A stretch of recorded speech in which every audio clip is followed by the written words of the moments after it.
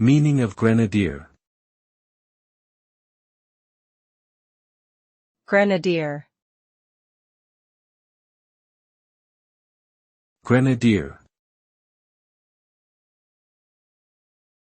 Grenadier. Grenadier.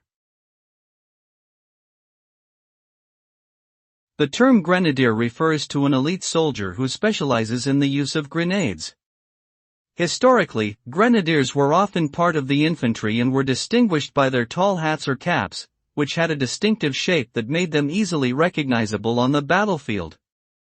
Grenadiers played an important role during various conflicts throughout history, including the Napoleonic Wars, American Revolution, and World War II. Today, the term may still be used to refer to soldiers or military units that specialize in the use of grenades, although its usage has become less common in modern warfare.